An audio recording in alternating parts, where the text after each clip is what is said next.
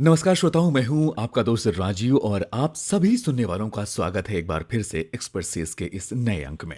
आज हम भारतीय मौसम विज्ञान विभाग यानी आईएमडी के एक प्रसिद्ध विशेषज्ञ श्री एस.सी. भान के साथ एक चर्चा में बातचीत करेंगे और इस एपिसोड में हम बात कर रहे हैं भारतीय कृषि मौसम सूचना नेटवर्क डेटा सिस्टम विंड्स यानी weather information network data system के प्रभावों पर। तो आइए बातचीत को शुरू करते हैं। भान सर, स्वागत है आपका एक्सपर्सीज में।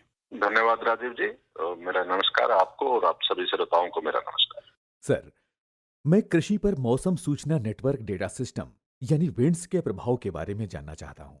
मौसम सूचना नेटवर्क डेटा सिस्टम यानी विंड्स किसानों के लिए फसल और मौसम डेटा की उपलब्धता में कैसे सुधार करेगा और इससे कृषि समुदाय को क्या लाभ होगा? देखिए राजीव जी, जो मौसम सूचना प्रणाली है कोई भी, उसको मुख्य तौर पर अगर हम देखें कि किसी को मुझे बताने का जरूरत नहीं है कि मौसम का कृषि में बहुत ज्यादा प्रभाव होता है जी। और उन आंकड़ों को हम मुख्य तौर पर प्रयोग करते हैं किसानों को समय समय पर अगर कोई एक्सट्रीम मौसम की घटना होने वाली है तो उसके लिए किसानों को सुझाव देने के लिए, एडवाइजरी देने के लिए, जी। फसलों की प्लानिंग के पर्पज के लिए, फसल बीमा योजना है उसमें, डिसास्टर मैनेजमेंट में, क्रॉप की हमें एडवांस में जरूरत है कि कितनी पैदावार होने वाली है उसका अंदाजा लगाने के लिए मुख्य तौर पर कृषि क्षेत्र में यूज करते हैं। जी।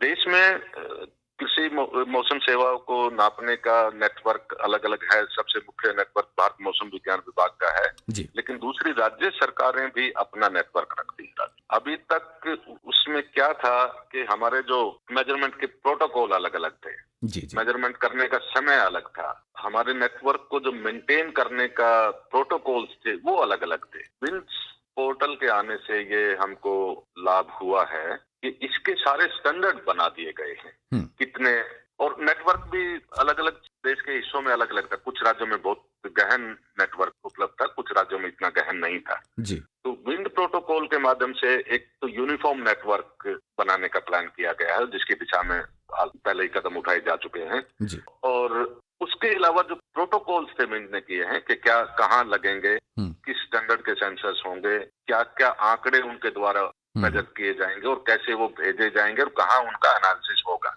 जी। तो ये सबसे बड़ा फायदा हुआ है कि देश में एक यूनिफॉर्मिटी आ गई है आंकड़े उपलब्धता के बारे में। जी बिल्कुल सर, इससे किसानों को बहुत ज्यादा फायदा मिलने वाला है। विंड्स डेटा के आधार पर किसानों के लिए सलाहकार सेवाओं पर अगर हम बातचीत करें तो मेरा आपसे सवाल ये है कि विंड्स के माध्यम से इकट्ठा किए गए आंकड़ों के आधार पर किसानों को कौन सी विशिष्ट सलाहकार सेवाएं प्रदान की जाएंगी और ये कृषि गतिविधियों के लिए बेहतर निर्णय लेने में कैसे सहायता करेंगी? देखिए, हमें जो विंड्स नेटवर्क के माध्यम से डेटा मिलेगा उसके दो तरीके से लाभ खासतौर पर कृषि मौसम सेवाओं के बारे में अगर हम देखें तो होने वाले हैं। जी।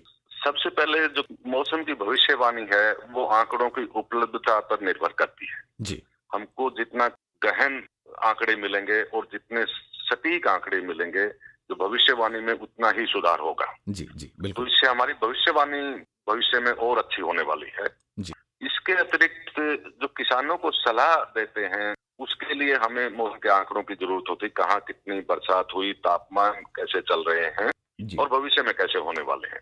तो ये दोनों में इसके सुधार आएगा और हम कृषि विभाग और भारतीय कृषि अनुसंधान परिषद है उसके सहयोग से किसानों को विभिन्न फसलों पर, विभिन्न फसलों की विभिन्न स्थितियों में क्या क्या प्रभाव होंगे, अच्छे प्रभाव या दुष्प्रभाव हो सकते हैं, जी।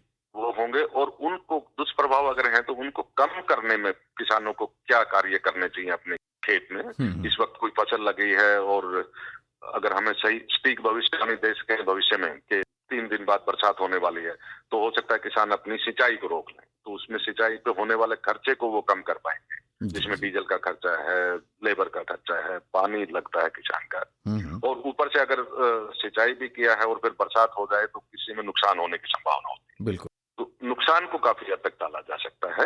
इसके अलावा अगर कोई मौसम अच्छा होने वाला है जी, तो उसको हम किसानों को बता सकते हैं अगले मौसम अच्छा रहेगा, इसका ऐसे ऐसे आप लाभ लीजिए। तो देश के किसानों को अपने किसानों की आय बढ़ाने में और जो फसल में होने वाले नुकसान को कम करने में और कृषि की लागत को कम करने में बहुत अधिक फायदा होने वाला है। जी बिल्कुल। सर, किसी भी जटिल प्रणाली की तरह विंड्स के कार्यान्वयन के दौरान चुनौतियां आ सकती हैं। हमारे सुनने वालों के साथ साझा कीजिए कि वो कौन सी चुनौतियां या गड़बड़ियां होंगी जो आपके सामने आ सकती हैं। और सिस्टम के कुशल कामकाज के लिए उन्हें ठीक करने के लिए क्या उपाय किए जाएंगे? क्योंकि विंड्स में सबसे बड़ी इनिशियल चुनौती तो ये थी कि जो अलग अलग एजेंसीज हैं इस काम में लगी है, उनको एक जगह पे इकट्ठा करना, जी एक प्लेटफॉर्म पर लेके आना, एक तरह के मौसम के जो संयंत्र हैं उनके बारे में, उनके एक्सपोजर के बारे में, नेटवर्क के बारे में सहमति लेके आना। जी उसमें ये मैं कहूंगा कि कृषि और किसान कल्याण विभाग है उसकी बहुत प्रमुख भूमिका रही, जिसने कि भारत मौसम विज्ञान विभाग, कृषि विभाग और जो विभिन्न राज्य सरकारें थी उनको वो एक प्लेटफॉर्म पर लेके आए और जो वहां चर्चा हुई उस पे तो एक सहमति बनी। जी जी तो अब हम पूरा देश और पूरी एजेंसी एक जैसे तरीके पर सहमत हुई है, जिसकी वजह से नेटवर्क का जो डेटा का क्वालिटी है जी उसमें बहुत इंप्रूवमेंट हुआ है। बिल्कुल ठीक कहा आपने सर। सटीक मौसम पूर्वानुमान के लिए भारतीय मौसम विज्ञान विभाग यानी आईएमडी के साथ सहयोग महत्वपूर्ण होता है। विभाग के साथ सहयोग विंड्स के माध्यम से प्रदान किए गए मौसम पूर्वानुमान और डेटा की सटीकता और विश्वसनीयता में कैसे योगदान देगा, हमारे श्रोताओं को बताइए। राजीव जी, जो मौसम का पूर्वानुमान है जी वो भविष्य में जो हम करते हैं वो आज के आंकड़ों पर निर्भर है। अच्छा तो जितने ज्यादा आंकड़े होंगे और जितने सटीक आंकड़े होंगे जी और जितने एक तरह से ही नाप तोल करके पैदा किए गए आंकड़े होंगे जी वो बहुत महत्वपूर्ण है। जी और जी विंड्स पोर्टल इन तीनों तरीकों को ही सहमत किया है। जी पे एक सहमति आई है कि नेटवर्क बढ़े, उसका जो डेटा का ऑब्जर्वेशन के प्रोटोकॉल हो एक जैसे हो सब जगह, जी और जो आंकड़े हैं वो समय पर मिले।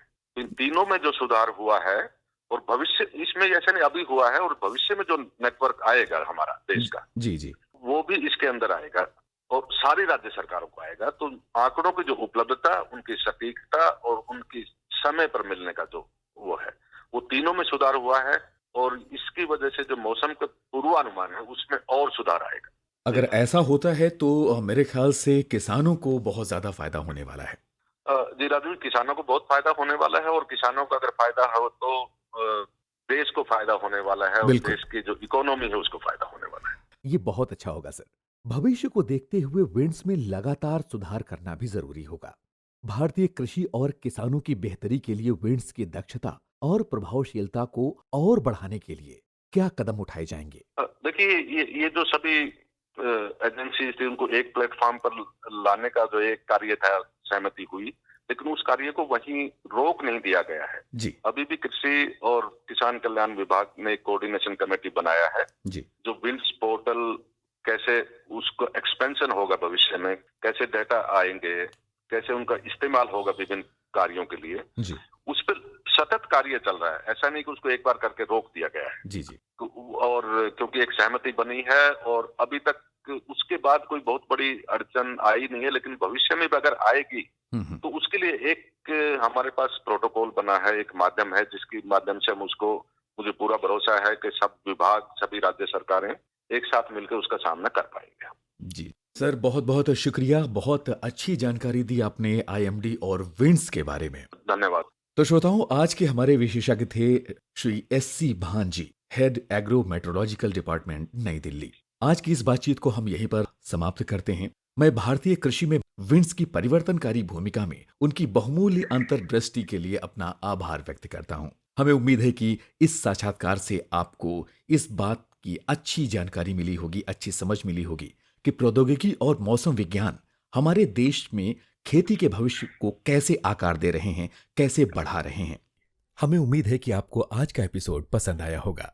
ऐसी ही तमाम जानकारियों के लिए सुनते रहिए एक्सपर्ट सेज।